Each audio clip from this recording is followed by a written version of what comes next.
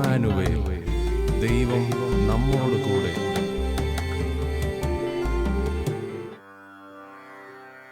പരിശുദ്ധ പരമ ദിവ്യകാരുണ്യമേ,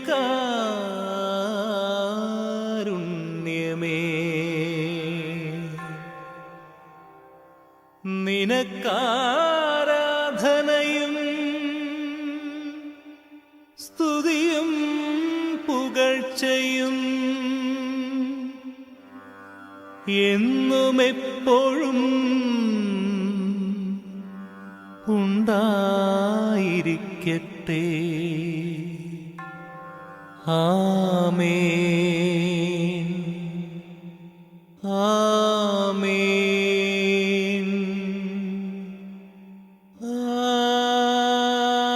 ആമേൻ.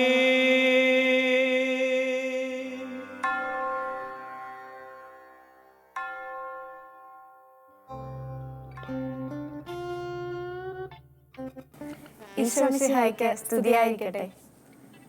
ഇമ്മാനുവലിൻ്റെ ഈ പുതിയ എപ്പിസോഡിലേക്ക് ഷാലോമിലെ എല്ലാ പ്രേക്ഷകർക്കും സ്വാഗതം. സഭാപ്രസംഗകൻ 12-ാം അധ്യായം 1-ാം വാക്യത്തിൽ ഇങ്ങനെ പറയുന്നു: ഒന്നിലും സന്തോഷം തോന്നുന്നില്ല എന്ന് നീ പറയുന്ന ദുർദിനങ്ങളും വർഷങ്ങളും ആഗമിക്കും മുൻപ് യൗവനകാലത്ത് സ്രഷ്ടാവിനെ സ്മരിക്കുക. ഈശോ നമ്മെ പഠിപ്പിക്കുകയാണ് യുവത്വത്തിൽ കർത്താവിനെ സ്മരിക്കാൻ വേണ്ടിയിട്ട്. ഇത്തരത്തിൽ തൻ്റെ യൗവന കാലഘട്ടത്തിൽ ഈശോയെ തിരിച്ചറിഞ്ഞ ഒരു വ്യക്തിയെ നമുക്കിന്ന് പരിചയപ്പെടാം. ഇമ്മാനുവലിൻ്റെ ഈ എപ്പിസോഡിൽ നമുക്ക് പരിചയപ്പെടാം ജീസസ് യൂത്ത് മുന്നേറ്റത്തിലൂടെ നവീകരണ അനുഭവത്തിലേക്ക് വരികയും ഒരു വലിയ ദിവികാരൻ്റെ ഭക്തനായി മാറുകയും ചെയ്ത മുൻ Jesus youth all Kerala coordinator Sinjo PK. ഞാൻ സിൻജോ, വീട് തൃശ്ശൂർ അതിരൂപതയിലെ മുക്കാട്ടുകര എന്ന് പറഞ്ഞ ഇടവകയിലാണ്. വീട്ടിൽ അപ്പൻ, അമ്മ, ചേച്ചി, അനിയത്തി ആണ് കുടുംബം. ഞാൻ എറണാകുളത്ത് ഒരു IT കമ്പനിയിൽ വർക്ക് ചെയ്യുന്നു. ഡിജിറ്റൽ മാർക്കറ്റിംഗ് ഫീൽഡിൽ, സെയിൽസ് ഫീൽഡിൽ വർക്ക് ചെയ്യുന്നു.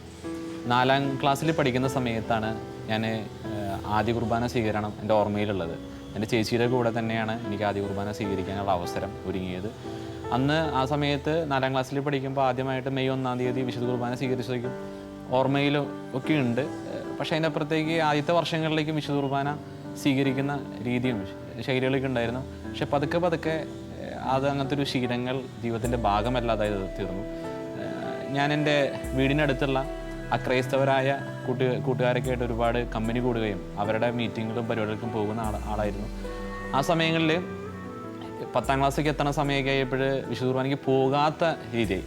പള്ളിയിൽ പോകും, പക്ഷേ വിശുദ്ധ കുർബാനയ്ക്ക് പോകുന്ന രീതി ശൈലികളൊക്കെ ജീവിതത്തിൽ നഷ്ടപ്പെട്ടുകൊണ്ടിരുന്നു. പക്ഷേ വേറെ എന്തിനൊക്കെയോ വേണ്ടിയുള്ളൊരു സുഖങ്ങൾ അന്വേഷിക്കുന്ന, സംതൃപ്തി തേടുന്ന, എന്തിനോ വേണ്ടി ദാഹിക്കുന്ന ഒരു ഹൃദയം, അതൊക്കെയായിരുന്നു. അങ്ങനെ ഞങ്ങളുടേതായ കൂട്ടായ്മകളിലും ഗ്രൂപ്പുകളിലേക്കും പോകുമായിരുന്നു. വിശുദ്ധ തോമസ് അക്വീനാസ് പറയുന്നു: വിശുദ്ധ കുർബാന സ്നേഹത്തിൻ്റെ ഒരു കൂദാശയാകുന്നു. ദൈവത്തിന് മനുഷ്യകുലത്തോട് കാണിക്കുവാൻ കഴിയുന്ന ഏറ്റവും വലിയ സ്നേഹത്തിൻ്റെ അടയാളം. നമ്മുടെ എല്ലാവരുടെയും ജീവിതത്തിൽ ഒരു ടേണിംഗ് പോയിന്റ് ഉണ്ടാവും. ചിലപ്പോൾ ചില വ്യക്തികളായിരിക്കും അതിന് കാരണമാകുന്നത്, അല്ലെങ്കിൽ ചിലപ്പോൾ ചില ഇൻസിഡൻറ്റുകളായിരിക്കാം. പക്ഷെ അത് ഓരോരുത്തർക്കും ഡിഫറെൻ്റ് ആയിരിക്കും. ഇത്തരത്തിലുള്ള ഒരു വഴിത്തിരിവാണ് സിൻജോയെ ദൈവത്തിലേക്ക് കൂടുതൽ അടുപ്പിച്ചത്. 10-ാം ക്ലാസ്സിലെ പരീക്ഷകളൊക്കെ കഴിഞ്ഞിരിക്കുന്ന സമയത്ത് എൻ്റെ വീട്ടിലൊരു ചേട്ടൻ വന്നിട്ട് അമ്മയോട് പറയാണ്, പള്ളിയിൽ ഇങ്ങനെ ഒരു മീറ്റിംഗ് ഉണ്ട് യുവജനങ്ങളുടെ, അതിലോട്ട് വരണം എന്ന് പറഞ്ഞ് എന്നെ ക്ഷണിക്കണം. അപ്പോൾ ആദ്യത്തെ ആ ഞായറാഴ്ച പരീക്ഷ കഴിഞ്ഞിരിക്കുന്ന സൺഡേ കളിക്കാനാണ് പോവാറ്. പക്ഷെ അന്ന് ഇങ്ങനെ ഒരു മീറ്റിംഗ് ഉള്ളതുകൊണ്ട് ഞാനന്ന് പള്ളിയിൽ പോകാമെന്ന് വിചാരിച്ചു. അപ്പോൾ ഞാൻ സംഘടനകളിൽ ചെറുതായിട്ടേക്കും വർക്ക് ചെയ്യുന്ന സമയമാണ്. അപ്പോൾ ഞാൻ വിചാരിച്ചത് വല്ല ഭക്ഷണം കിട്ടുന്ന പരിപാടിക്കാന്ന് വിചാരിച്ചിട്ടാണ് പള്ളിയിൽ ചെല്ലുന്നത്. പള്ളിയിൽ ചെന്ന് അതിൻ്റെ അകത്ത് കയറി നോക്കിയപ്പോൾ ആരും കണ്ടില്ല. എനിക്ക് പറഞ്ഞു കഴിഞ്ഞാൽ ഗ്രൗണ്ടിൽ കളിക്കാൻ പോയി. കളി കഴിഞ്ഞ് തിരിച്ച് ഞാൻ വീട്ടിൽ വന്നു. പിന്നത്തെ ആഴ്ചയും വീണ്ടും ഈ ചേട്ടൻ എൻ്റെ വീട്ടിലേക്ക് വരാണ്. വീട്ടിൽ വന്ന് നമ്മോട് പറഞ്ഞു, ഇങ്ങനൊരു മീറ്റിംഗ് ഉണ്ട്, ജീസസ് യൂത്ത് എന്ന് പറഞ്ഞ് ഇതിൻ്റെ മീറ്റിംഗാണ്. ഞാൻ ജീവിതത്തിൽ ആദ്യമായിട്ടാണ് അങ്ങനെ ജീസസ് യൂത്ത് എന്നുള്ള പദം കേൾക്കുന്നത്, അല്ലെങ്കിൽ ഒരു മീറ്റിംഗ് ഉള്ളത് കേൾക്കുന്നത്. അങ്ങനെ ഞാൻ ഞായറാഴ്ച വീണ്ടും അങ്ങോട്ട് പള്ളിയിൽ ചെല്ലുകയാണ്. ചെന്ന് കഴിഞ്ഞ് ഞാൻ അകത്ത് കയറി കഴിഞ്ഞ് നോക്കിയപ്പോൾ കുറച്ച് പേര് ഇങ്ങനെ റൗണ്ട് ചെയ്തിരിക്കുന്നുണ്ട്. അപ്പോൾ ആൺകുട്ടികളും പെൺകുട്ടികളും റൗണ്ട് ചെയ്തിരിക്കുന്നത്, അങ്ങനെ പ്രാർത്ഥിക്കുക. ജീവിതത്തിൽ കാണാത്ത എന്തോ ഒരു പ്രത്യേകത. അവർ പാട്ട് പാടുന്നു, അവർ ആക്ഷൻ സോങ് കളിക്കുന്നു, അവർ പ്രാർത്ഥിക്കുന്നു, ബൈബിൾ വായിക്കുന്നു, വചനം ഷെയർ ചെയ്യുന്നു. എന്തെന്നില്ലാത്തൊരു ആനന്ദം. അതായത് നമ്മൾ ഈ ജീവിതത്തിൽ ഇതുവരെ തേടി നടന്നത് എന്തോ അവിടെ കിട്ടി എന്നുള്ളത് ഒരു 5:15-5:20 ആയപ്പോൾ ഞങ്ങളുടെ ഈ ഒരു കൂട്ടായ്മ തീരാണ്. ഞാൻ പുറത്തേക്ക് ഇറങ്ങി എല്ലാവരോടും സംസാരിക്കുന്നു. കളിക്കുന്നതിനേക്കാൾ അല്ലെങ്കിൽ മറ്റുള്ള ഗ്രൂപ്പുകളിൽ പോകുന്നതിനേക്കാൾ എന്തോ സംതിങ് അവിടെ ഉണ്ട് എന്നെനിക്ക് മനസ്സിലായി. അപ്പോൾ ആദ്യകാലങ്ങളിലേക്ക് വിചാരിച്ചിരുന്നത് ഈ വിശ്വാസം എന്ന് പറയുന്നത് വെറും തട്ടിപ്പാണ്, അല്ലെങ്കിൽ ആളുകൾക്കൊന്നും ഫെയ്ത്തൊന്നും ഇല്ല, അതിങ്ങനെ കുറേ പേര് കാശുണ്ടാക്കാനുള്ള പരിപാടിയൊക്കെയാണ്. പക്ഷേ എൻ്റെ പ്രായത്തിലുള്ള യുവാക്കൾ വന്നിരുന്ന് അവരുടേതായ രീതികളും ശൈലികളും കണ്ടപ്പോൾ ഈ ലോകത്തിൽ ഇങ്ങനെയുള്ള മനുഷ്യരൊക്കെ ഉണ്ടെന്നുള്ളൊരു തിരിച്ചറിവ് ഉണ്ടായത് അപ്പോഴാണ്. അപ്പം അന്ന് മുതൽ ഞാനൊരു തീരുമാനം എടുത്തു, എല്ലാ ഞായറാഴ്ചയും കളിക്കാൻ പോയില്ലെങ്കിലും ഇങ്ങനത്തെ ഒരു ഗ്രൂപ്പിൽ പോയിരിക്കുക. അപ്പം അങ്ങനെ പതുക്കെ അങ്ങനെ ഞാൻ സൺഡേകളിൽ ഈ ഗ്രൂപ്പിലേക്ക് പോകാൻ തുടങ്ങി. അപ്പം അന്ന് മുതൽ കേൾക്കുന്നൊരു പദമാണ് 6 പില്ലേഴ്സ്. ജീസസിൽ വരുന്നവർക്ക് 6 പില്ലർ ഉണ്ടാവണം, നെടുന്തൂണുകൾ ഉണ്ടാവണം, നമ്മുടെ ഇതിൽ സ്ഥായി ഘടകങ്ങൾ ഉണ്ടാവണം. അതിലൊന്നായിരുന്നു വിശുദ്ധ കുർബാനയെ കുറിച്ചൊക്കെ അന്ന് ആളുകൾ പറയും, ഗ്രൂപ്പിൽ ഷെയർ ചെയ്യണം, വ്യക്തിപരമായി പ്രാർത്ഥിക്കുന്നുണ്ടോ, ദൈവവചനം വായിക്കുന്നുണ്ടോ, വിശുദ്ധ കുർബാനയ്ക്ക് പോകുന്നുണ്ടോ എന്നൊക്കെയും നമ്മൾ ഷെയർ ചെയ്യണം. അപ്പോൾ നമ്മൾ പറയാറുണ്ട്, ഞാൻ പേഴ്സണൽ പ്രയർ ചെയ്യാറില്ല, ബൈബിൾ വായിക്കാറില്ല, അല്ലെങ്കിൽ കുർബാനയ്ക്ക് പോകാറില്ല എങ്കിലും. പക്ഷെ ഓരോരുത്തരും അവരുടെ ജീവിതാനുഭവങ്ങൾ ഷെയർ ചെയ്യും, അവർക്ക് ഇങ്ങനെ ലഭിച്ചു, ഇങ്ങനൊരു എക്സ്പീരിയൻസ് ലഭിച്ചു. അപ്പോൾ ഗ്രാജുവലി പതുക്കെ ആ സമയത്താണ് ഞാനൊരു സ്ഥലത്ത് നോട്ട് ചെയ്തൊരു ഒരു വാക്യം, ദൈവം വസിക്കുന്ന ഹൃദയത്തിന് എന്നും വസന്തമാണ്. സ്കൂളിൽ പോകുന്ന സമയത്ത് റോഡ് സൈഡിൽ ഒരു മതിലുമ കണ്ടൊരു വാക്യമാണ്. ജോൺ മരിയ വിയാനി, വിശുദ്ധ ജോൺ മരിയ വിയാനി പറഞ്ഞ വാക്കാണിത്, ദൈവം വസിക്കുന്ന ഹൃദയത്തിൽ എന്നും വസന്തം. ശരിക്കും ആ ദൈവം വസിക്കുന്ന ഹൃദയം, അപ്പോൾ ഞാൻ ചിന്തിക്കാറുണ്ട് എൻ്റെ ഹൃദയത്തിൽ ദൈവം വസിക്കുന്ന സ്ഥലമാണോ. ഗ്രാജുവലി അപ്പോൾ ഞാൻ പതുക്കെ കുർബാനയ്ക്ക് പോകാൻ തുടങ്ങി. വിശുദ്ധ കുർബാന ജീവിതത്തിൻ്റെ ഭാഗമായി തീർന്നു. ഈ ആ യാത്രയുടെ ഇടയിൽ എല്ലാ ദിവസവും വിശുദ്ധ കുർബാനയ്ക്ക് പോകുന്ന ശീലം അപ്പം മുതൽ ചെറുപ്പം ഈ ഒരു ഗ്രൂപ്പിൽ വരുന്ന സമയം മുതലുണ്ടായിരുന്നു. ശരിക്കും അതിൻ്റെ ഒരു റിയൽ മീനിങ്, സാക്രമെൻറ്റ്സിൻ്റെ ഒരു ബ്യൂട്ടി എന്താണെന്ന് മനസ്സിലാക്കുക, അതൊക്കെ പതുക്കെ ഇങ്ങനെ കടന്നു വരുമായിരുന്നു. വിശുദ്ധ ഫൗസ്റ്റീന പറയുന്നുണ്ട്, വിശുദ്ധ കുർബാനയിൽ പങ്കെടുത്ത് വിശുദ്ധ കുർബാന സ്വീകരണം നടത്തുന്നത് വഴിയല്ലാതെ മറ്റൊരു വിധത്തിലും ലോകത്തിന് യഥാർത്ഥ സമാധാനം കണ്ടെത്താനാവില്ലെന്ന്. വിശുദ്ധ കുർബാനയോട് ഐക്യപ്പെട്ട ജീവിതം നയിക്കുന്ന ഒരു വ്യക്തിയെ സംബന്ധിച്ചിടത്തോളം അദ്ദേഹത്തിന് കൂടുതലായി എന്തെങ്കിലും ഭൗതികമായ എന്തെങ്കിലും ലഭിക്കുക എന്നതിനേക്കാളൊക്കെ അപ്പുറമായിട്ട് അദ്ദേഹത്തിൻ്റെ തന്നെ ജീവിതത്തിൽ ഒരു ട്രാൻസ്ഫോർമേഷൻ അല്ലെങ്കിൽ ഒരു ചേഞ്ച് ആണ് സംഭവിച്ചുകൊണ്ടിരിക്കുന്നത്. ദൈവത്തിലേക്ക് തിരിയുമ്പോഴാണ് നമ്മൾ സംതൃപ്തരാവുന്നത്. യഥാർത്ഥത്തിൽ ദൈവത്തിൻ്റെ അടുത്തെത്തുമ്പോഴാണ് നമുക്ക് വേണ്ട യഥാർത്ഥ സമാധാനവും സന്തോഷമൊക്കെ നമുക്ക് കിട്ടുന്നത്. 2 കൊറിന്തോസ് 5:17 വചനം, ക്രിസ്തുവിലായിരിക്കുന്നവൻ പുതിയ സൃഷ്ടിയാണ്. ജീവിതത്തിൽ ഏറ്റവും സ്വാധീനിച്ച ഒരു വചനം ഒന്നായിരിക്കും അത്. കാരണം എല്ലാ ദിവസവും ഒരു പുതിയ സൃഷ്ടിയായി മാറാമെന്ന് പറയുന്നത് അത് ദൈവത്തിന് മാത്രമേ സാധിക്കുകയുള്ളൂ. ദൈവത്തോട് ഐക്യപ്പെടുമ്പോൾ മാത്രമാണ് ആ ഒരു ചിന്ത അല്ലെങ്കിൽ അങ്ങനത്തെ ഒരു ആ വചശക്തി നമുക്ക് മനസ്സിലാക്കാൻ സാധിക്കുക. അപ്പോൾ ഞങ്ങളുടെ ഇടവകയിൽ നിന്ന് കുറച്ച് പേര് ഒരു പ്രോഗ്രാം പങ്കെടുക്കാൻ പോയി. എനിക്ക് അത് പങ്കെടുക്കാൻ പറ്റിയില്ല, കാരണം 100 രൂപയായിരുന്നു അതിൻ്റെ രജിസ്ട്രേഷൻ ഫീസ്. ആ സമയത്ത് എന്നോട് വന്ന് ഒന്നിനോട് ചോദിച്ചു, ഇങ്ങനെ പ്രോഗ്രാം ഉണ്ട്, വരുന്നില്ലേ, എല്ലാവരും പോകുന്നുണ്ട്, എനിക്ക് താല്പര്യമൊക്കെയാണ്, പക്ഷെ ഞാനിങ്ങനെ വീട്ടിലെ അവസ്ഥയ്ക്കുള്ളതുകൊണ്ട് വീട്ടിൽ പൈസയില്ല, അന്ന് 100 രൂപ പോലും എടുക്കാനായിട്ടുള്ള കഴിവില്ല. അപ്പോൾ അതുകൊണ്ട് ആക്ച്വലി ഞാനത് നുണ പറഞ്ഞ് പോയില്ല. പക്ഷെ പിന്നത്തെ ആഴ്ച ഈ 10-30 പേര് വന്നിരുന്ന് അവരുടെ ഷെയറിങ് കേൾക്കുകയാണ്. ചില ആളുകൾ പറയുന്നു അവർക്ക് വിശുദ്ധ കുർബാനയെ കുറിച്ച് കൂടുതൽ മനസ്സിലാക്കാൻ സാധിച്ചു, വിശുദ്ധ ശക്തി മനസ്സിലാക്കി, വിശുദ്ധ കുർബാന ഒരിക്കലും മുടങ്ങില്ല എന്നുള്ള തീരുമാനം എടുത്ത ആളുകളുണ്ട്. ചില സ്വഭാവങ്ങൾ മാറ്റി, ഇപ്പോൾ ചിലരെ ഉപദ്രവിക്കുന്ന ആളുകൾ അല്ലെങ്കിൽ ചില ദുശീലങ്ങളുള്ള ആളുകൾ, മദ്യപാനം അല്ലെങ്കിൽ ആൽക്കഹോളിക് അല്ലെങ്കിൽ പുകവലിക്കുന്ന ആളുകൾ, അങ്ങനെ പലരും പല ഇത് മാറ്റി എന്നുള്ള അഭിപ്രായങ്ങൾ പറയുന്നു. അപ്പം ഞാൻ അവിടെ ഇരുന്ന സമയത്ത് ചിന്തിക്കുമായിരുന്നു, 100 രൂപ കൊടുത്താൽ ശരിക്കും മനുഷ്യരിങ്ങനെ മാറും? 100 രൂപ കൊണ്ട് ആളുകൾക്ക് ഇങ്ങനെ 4 ദിവസം കൊണ്ട് 3 ദിവസം കൊണ്ട് ഒരു മനുഷ്യന് മാറ്റം വരാൻ പറ്റും? ഇപ്പോൾ ഒരു വ്യക്തി ഞാൻ ഓർക്കണം, ഭാഷാപരം കിട്ടി, 100 രൂപയ്ക്ക് ഭാഷാപരം കിട്ടുമോ? ഞാനതൊക്കെയാണ് ചിന്തിച്ചിരുന്ന ആ സമയത്ത്. എങ്ങനെയാണ് മനുഷ്യൻ ഇത്ര പെട്ടെന്ന് ട്രാൻസ്ഫോം ചെയ്യപ്പെടുന്നത്? എന്തോ ഒരു പ്രത്യേകത ഈ ഇതിലുണ്ട്. ഗ്രാജുവലി പതുക്കെ ഈ ഒരു കൂട്ടായ്മയുടെ ശക്തിയും ഈ ഒരു ഫെലോഷിപ്പ് ശക്തിയും ഞാൻ മനസ്സിലാക്കി കൊണ്ടുവരായിരുന്നു. ആ സമയത്ത് ഉള്ളിലൊരു ചിന്തയായിരുന്നു, ഈ ഗ്രൂപ്പിൽ വരുന്നുണ്ട്, പല കാര്യങ്ങളും ചെയ്യുന്നുണ്ട്, പക്ഷേ ഒന്നിനും തൃപ്തി വരുന്നില്ല. എന്തിനോ വേണ്ടി ദാഹിക്കുന്നൊരു ഹൃദയം നമ്മുടെ ഉള്ളിലുണ്ട്. വിശുദ്ധ കുർബാന സ്വീകരിച്ചു തുടങ്ങിയപ്പോൾ ആ ഒരു ദാഹം ശരിക്കും മാറി എന്നുള്ളതാണ്. ഞാൻ ആ സമയങ്ങളിൽ ഓർത്ത് ആരോ എന്നോട് ഷെയർ ചെയ്തൊരു വാക്യം ഓർക്കുകയാണ്. ഈ ലോകത്തിൽ മനുഷ്യന് ഒന്നിനെയും സംതൃപ്തിപ്പെടുത്താനായിട്ട് മനുഷ്യനെ സാധിക്കില്ല. ഈ ലോകത്തിൽ ഒരു വസ്തുവിനെ കൊണ്ടും മനുഷ്യൻ്റെ ദാഹം മാറ്റാൻ സാധിക്കില്ല. ദൈവത്തിലേക്ക് തിരിയുമ്പോൾ മാത്രമാണ് അവൻ സംതൃപ്തനാകുന്നതെന്ന് പറയുന്നൊരു വാക്യം ഇതൊരു വിശുദ്ധം പറഞ്ഞിട്ടുള്ളതാണ്. ദൈവത്തിലേക്ക് തിരിയുമ്പോൾ മാത്രമാണ് ഒരുവൻ സംതൃപ്തനാകുന്നത്. അപ്പോൾ എല്ലാ ദിവസവും ദൈവത്തിലേക്ക് തിരിയാൻ സാധിക്കുക എന്ന് പറയുന്നത് ജീവിതത്തിൽ വലിയൊരു മാറ്റമാണ്. അപ്പോൾ ഞാൻ അന്നും ഇതൊരു തീരുമാനം എടുത്തു, എൻ്റെ ജീവിതത്തിൽ വിശുദ്ധ കുർബാന മുടക്കില്ല. ജീവിതത്തിൽ എവിടെ പോവുകയാണെങ്കിലും മാക്സിമം വിശുദ്ധ കുർബാന സ്വീകരിക്കുക, കുർബാന ശക്തി മനസ്സിലാക്കുക എന്നുള്ളൊരു, എനിക്കതിൻ്റെ ഒരു തിയോളജി വശങ്ങളൊന്നും അറിയില്ലെങ്കിലും പക്ഷേ എൻ്റെ അനുഭവത്തിൽ എൻ്റെ ഉള്ളിൽ ക്രിസ്തു വരുമ്പോൾ ഞാൻ അനുഭവിക്കുന്ന ഒരു സന്തോഷമുണ്ട്, ഞാൻ അനുഭവിക്കുന്ന ഒരു ആനന്ദമുണ്ട്. അത് ലോകത്തിലെ എന്തിനേക്കാളും വലുതാണെന്നുള്ളൊരു തിരിച്ചറിവ് എനിക്കുണ്ടായെന്നുള്ളതാണ്. അങ്ങനെ ഞാൻ എല്ലാ ദിവസവും വിശുദ്ധ കുർബാനയ്ക്ക് പോകുന്ന ഒരു ജീവിത ശൈലി എൻ്റെ ജീവിതത്തിൽ രൂപപ്പെട്ട് ഒന്ന് തുടങ്ങിയിരുന്നു. പലരും ചോദിക്കാറുണ്ട്, എന്തിനാണ് ഈ എല്ലാ ദിവസവും വിശുദ്ധ കുർബാനയ്ക്ക് പോകുന്നത്, ഞായറാഴ്ച മാത്രം പോയാൽ പോലെ, നീ ഇത്ര പാപം ചെയ്യുന്നവരാണ് എല്ലാ ദിവസവും വിശുദ്ധ കുർബാനയ്ക്ക് പോകുന്നത്. പക്ഷെ നമ്മൾ അനുഭവിക്കുന്ന ഒരു ആനന്ദമുണ്ട്, അത് ആ ആനന്ദത്തിൻ്റെ പേരാണ് ക്രിസ്തു എന്നാണ് ഞാൻ വിശ്വസിക്കുന്നത്. അപ്പോൾ ആ ആനന്ദം എല്ലാ ദിവസവും ലഭിക്കണമെന്നുണ്ടെങ്കിൽ ഞാൻ ക്രിസ്തുവിൻ്റെ സന്നിധിയിലേക്ക് പോകണം. ആ ഒരു ചിന്തയിലാണ് എല്ലാ ദിവസവും വിശുദ്ധ കുർബാനയ്ക്ക് പോയിരുന്നത്. ഈശോയുടെ മരണത്തിന് ശേഷം മഗ്ദലന മറിയം ഈശോയുടെ കല്ലറയ്ക്ക് മുമ്പിൽ ഈശോയെ കാണണമെന്നും പറഞ്ഞ് കരഞ്ഞുകൊണ്ട് നിൽക്കുകയായിരുന്നു. അവളുടെ ആ അതിയായ ആഗ്രഹം കണ്ട് ഈശോ ഉയർത്തെഴുന്നള്ളി ആദ്യം തന്നെ പ്രത്യക്ഷപ്പെട്ടത് അവളുടെ മുമ്പിലായിരുന്നു. ഇങ്ങനെ വിശുദ്ധ കുർബാനയ്ക്ക് നമ്മുടെ ജീവിതത്തിൽ എത്രമാത്രം ഇമ്പോർട്ടൻസ് നൽകുന്നോ അത്രമാത്രം ഒരു ആഴമായ ബന്ധം നമ്മുടെ ഹൃദയത്തിൽ സൃഷ്ടിക്കപ്പെടും. തൻ്റെ ജീവിതത്തിൽ വിശുദ്ധ കുർബാന ഒരിക്കലും മുടക്കില്ലെന്ന് സിൻജോ തീരുമാനമെടുത്തതിന് ശേഷം തൻ്റെ ജീവിതത്തിൽ കർത്താവ് കൊടുത്ത കൃപ അല്ലെങ്കിൽ കർത്താവ് ചില സിറ്റുവേഷൻസിൽ കർത്താവ് പരിപാലിച്ചതിനെ പറ്റി നമുക്ക് കേൾക്കാം. ഈ ഒരു എടുത്ത തീരുമാനം, വിശുദ്ധ കുർബാന മുടക്കരുതെന്നെടുത്ത തീരുമാനം, പലപ്പോഴും അത് പ്രാവർത്തികമാക്കാനായിട്ട് ഒത്തിരി ബുദ്ധിമുട്ടേണ്ടി വന്നിട്ടുണ്ട്.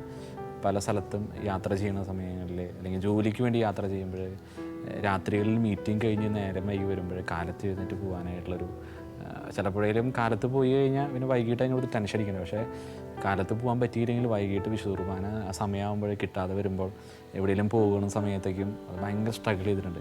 ഞാൻ എൻ്റെ ജീവിതത്തിൽ ഓർക്കുന്നൊരു കാര്യം, തലശ്ശേരിയിലൊരു മീറ്റിങ്ങായി ബന്ധപ്പെട്ടുണ്ടായൊരു കാര്യമാണ്. അന്ന് ഞാനിവിടെ എറണാകുളത്ത് ജോലി ചെയ്യാണ്.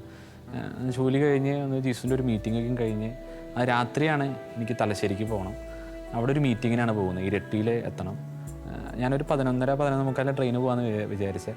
പക്ഷേ റൂമിലെത്തി, എനിക്കാണെങ്കിൽ രാത്രി ഭക്ഷണം കഴിക്കാൻ പറ്റിയില്ല. അപ്പോൾ ട്രെയിൻ കിട്ടണം, ഡ്രസ്സൊന്നും പാക്ക് ചെയ്തിട്ടില്ല. അപ്പോൾ ഞാനത് ഒറ്റ ദിവസം മീറ്റിങ്ങാണ്, ഞാൻ ചെല്ലേണ്ട അത്യാവശ്യ മീറ്റിങ്ങാണ്.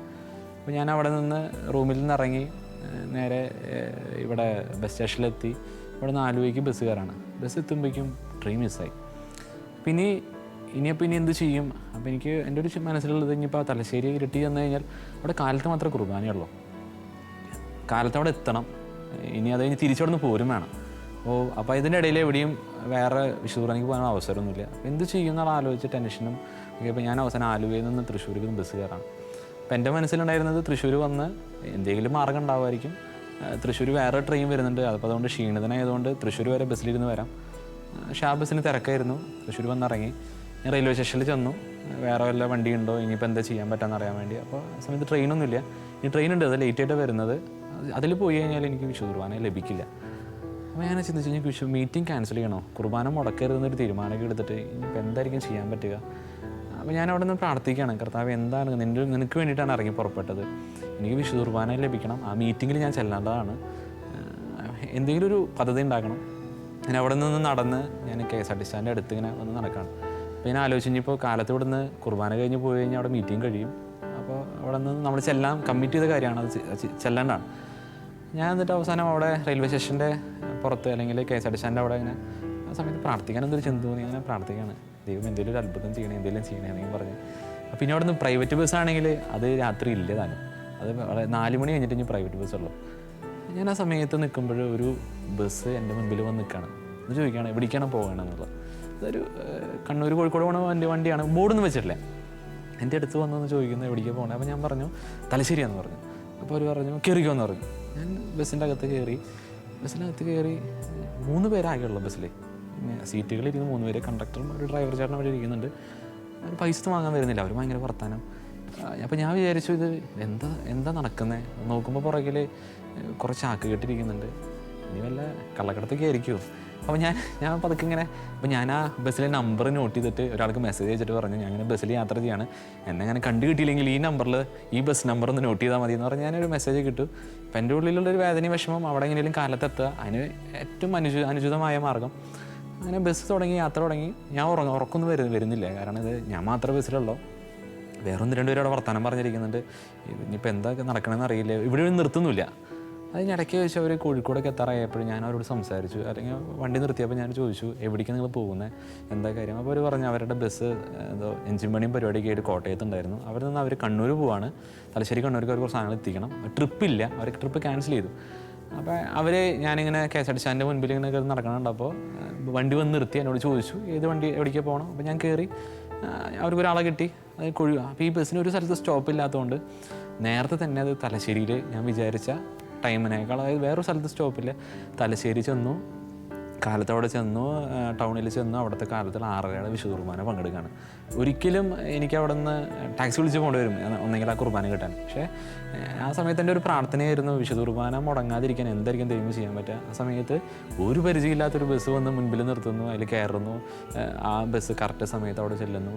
കാലത്ത് വിശുദ്ധ കുർബാന പങ്കെടുത്ത് ഞാൻ ചെല്ലേണ്ട മീറ്റിങ്ങിൽ വളരെ കൃത്യസമയത്ത് എത്തി. ആ മീറ്റിംഗ് കഴിഞ്ഞ് ഞാൻ തിരിച്ചന്ന് തന്നെ എറണാകുളം കയറി വരാണ്. നമ്മൾ വിചാരിക്കുന്നതിന് അപ്പുറത്തേക്ക് മനുഷ്യർക്ക് അസാധ്യമായ ദൈവത്തിന് സാധ്യമാണെന്ന് പറയുന്നത് സത്യമാണെന്നുള്ളത് എനിക്ക് അന്നത്തെ ആ യാത്രയിലൂടെ മനസ്സിലായി. വിശുദ്ധ മദർ തെരേസ പറയുന്നുണ്ട്, നിനക്ക് സ്നേഹത്തിൽ വളരണമെന്നുണ്ടെങ്കിൽ പരിശുദ്ധ കുർബാനയിലേക്ക് മടങ്ങി വരിക, ആരാധനയിലേക്ക് മടങ്ങി വരിക. ഈശോയോട് ചേർന്ന് നിന്നാൽ ഒരിക്കലും ഈശോ നമ്മളെ കൈവിടില്ല. ഈശോയോട് ചേർന്നിരിക്കുക എന്ന് പറയുന്നത് നമുക്കൊരിക്കലും പറഞ്ഞറിയിക്കാൻ പറ്റാത്ത വാക്കുകൾക്കപ്പുറത്തുള്ളൊരു ആനന്ദമാണ്. ജീവിതത്തിൽ ചില തീരുമാനങ്ങൾ എടുത്തിട്ട് നമുക്കത് പ്രാവർത്തികമാക്കാനായിട്ട് നമ്മൾ കുറച്ച് കഷ്ടപ്പെടേണ്ടി വരുമെന്ന് എനിക്ക് മനസ്സിലായത്. ഞാൻ ജീസസ് യൂത്തിൻ്റെ ഇതുമായി ബന്ധപ്പെട്ട് ഫ്രാൻസിലെ തെയ്സേ കമ്മ്യൂണിറ്റിയിലേക്ക് 3 മാസത്തെ യാത്രയ്ക്ക് വേണ്ടി പോയിരുന്നു. അവിടെ നിന്ന് യൂറോപ്യൻ മീറ്റിങ്ങിന് വേണ്ടി ഞങ്ങൾ ജർമ്മനിയിലേക്ക് പോയി. അവിടെ ബെർലിൻ ടൗണിലെ ഒരു വലിയൊരു ഓഡിറ്റോറിയത്തിലായിരുന്നു അന്നത്തെ യുവജന സമ്മേളനം. അറൗണ്ട് ഒരു 35,000 ആളുകളേക്കും വരുന്നൊരു മീറ്റിംഗാണ്. അപ്പം അന്ന് ആ സമയത്ത് ഞാൻ താമസിച്ചിരുന്ന ഒരു സിറ്റിയിൽ അവിടെ ഒരു പള്ളിയുണ്ട്. അവിടെ എല്ലാ ദിവസവും വിശുദ്ധ കുർബാനയൊന്നുമില്ല. ശരിക്കും പുറത്ത് പോയപ്പോഴാണ് നമുക്കതിൻ്റെ വിഷമതകൾ മനസ്സിലാവുന്നത്, കഷ്ടപ്പാട് മനസ്സിലാവുന്നത്. അതിന് വേണ്ടി നമ്മൾ എടുക്കുന്ന എഫേർട്ട് എത്രത്തോളമായിരിക്കും. അന്ന് ആ സമയങ്ങളിൽ ഈ പ്രോഗ്രാം നടക്കുന്നിടത്ത് കുർബാന ഉണ്ടായിരുന്നു. പക്ഷേ ഡിസംബർ 31-ാം തീയതി ഞാൻ താമസിക്കുന്ന ഇടവകയിൽ വിശുദ്ധ കുർബാനയുണ്ട്. അപ്പോൾ അതിന് പങ്കെടുക്കണമെന്ന് ആഗ്രഹമുണ്ട്. അപ്പോൾ കാലത്ത് നേരത്തെ എഴുന്നേറ്റ് വേണം പോകാനായിട്ട്. നല്ല തണുപ്പും ഒക്കെയുള്ള സമയമൊക്കെയാണ്. അന്ന് ഞാൻ നേരത്തെ എഴുന്നേറ്റു. 5:30 ആയപ്പോൾ ആ വീട്ടിൽ നിന്ന് നേരത്തെ എഴുന്നേറ്റ് ഫ്രഷായി ഞാൻ എന്നിട്ട് ഇറങ്ങാൻ നിൽക്കുന്ന സമയത്ത് അവിടെ അന്നൊരു ഗസ്റ്റ് വന്നിട്ടുണ്ടായിരുന്നു തലേദിവസം രാത്രി. അപ്പോൾ അവിടുത്തെ വീട്ടിലെ പാരൻസ് പറഞ്ഞു, ഒരു ഗസ്റ്റ് വന്നതുകൊണ്ട് നമ്മളൊന്ന് ജസ്റ്റ് ഒന്ന് പ്രാർത്ഥിച്ച് ബ്രേക്ക്ഫാസ്റ്റ് കഴിച്ചിട്ട് പോകാമെന്ന് പറഞ്ഞു. ഞാൻ പറഞ്ഞു, ഞാൻ വിശുദ്ധ കുർബാനയ്ക്ക് പോകണം, എനിക്ക് ബ്രേക്ക്ഫാസ്റ്റ് ഒന്നും വേണ്ട. അപ്പോൾ അവർ പറഞ്ഞു ടീ കുടിച്ച് പോവാം. അപ്പോൾ അവരുടെ രീതി അനുസരിച്ച് ഒരുമിച്ചിരുന്ന് കരങ്ങൾ കോർത്ത് പിടിച്ച് പ്രാർത്ഥിച്ച് ഈ ചായയും കുടിച്ച്.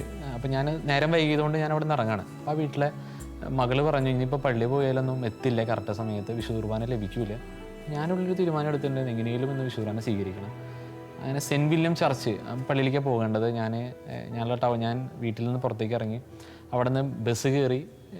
അത് ചെറുതായിട്ട് മഴ ഉണ്ടായിരുന്നു അന്ന് കാലത്ത്. ബസ്സിടെ ലേറ്റായി. ഞാൻ ടൗണിൽ വന്നിറങ്ങി. അവിടെ നിന്ന് വേറെ ബസ് കയറണം ഈ പള്ളിയിലേക്ക് പോകാനായിട്ട്.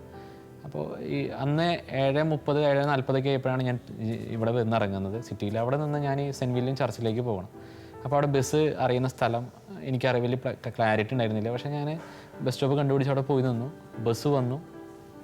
പള്ളിയുടെ മുൻപിൽ ഞാൻ ബസ് സ്റ്റോപ്പിൽ പോയി ഇറങ്ങാണ്. അപ്പോൾ 8 മണി കഴിഞ്ഞു. ഉറപ്പാണ് അവിടെ കുർബാന കഴിഞ്ഞു, ഇപ്പോൾ എന്ത് ചെയ്യാൻ പറ്റും. അപ്പം എൻ്റെ ഉള്ളിൽ ചില ചിന്തകൾ ഇങ്ങനെ കടന്നു പോയത്, ദൈവമേ, ഇന്ന് കാലത്ത് ബ്രേക്ക്ഫാസ്റ്റ് സ്കിപ്പ് ചെയ്തിട്ടാണല്ലോ ഞാൻ വന്നത്.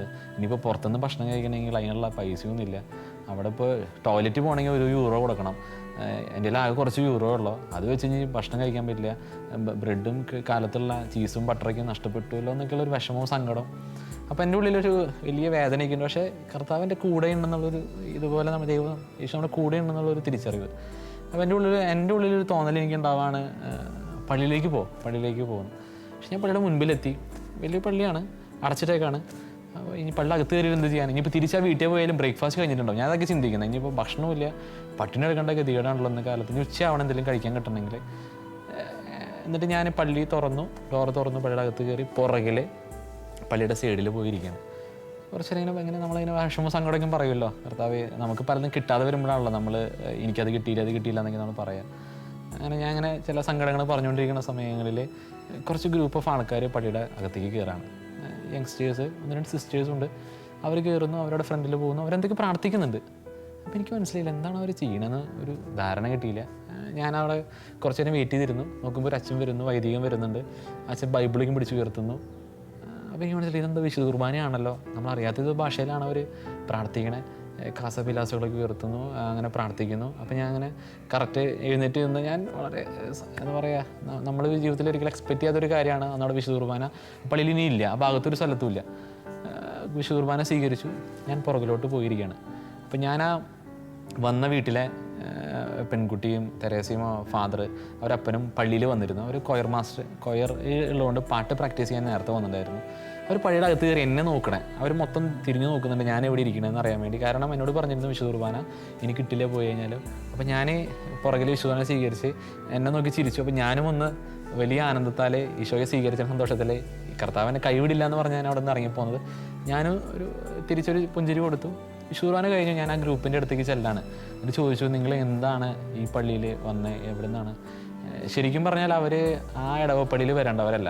അവർ 2 ഗ്രൂപ്പ് ഓഫ് ആൾക്കാരാണ്. പോളണ്ടിൽ നിന്നും റഷ്യയിൽ നിന്നുള്ള ആളുകളാണ്. അവർ തൊട്ടടുത്തുള്ള ഇടവകയിലേക്ക് പോകേണ്ടത്. പക്ഷെ വഴി തെറ്റി അവരവിടെ വന്നപ്പോൾ അവർക്ക് പള്ളി തുറന്ന് കിട്ടി, വിശുദ്ധ കുർബാന അർപ്പിക്കാനുള്ള അവസരം കിട്ടി. അപ്പോൾ അതുകൊണ്ട് അവരവിടെ ആ പള്ളിയിൽ ഒരു സ്പെഷ്യൽ ഒരു കുർബാന അവർ ആ ഗ്രൂപ്പിന് വേണ്ടി അർപ്പിച്ചു.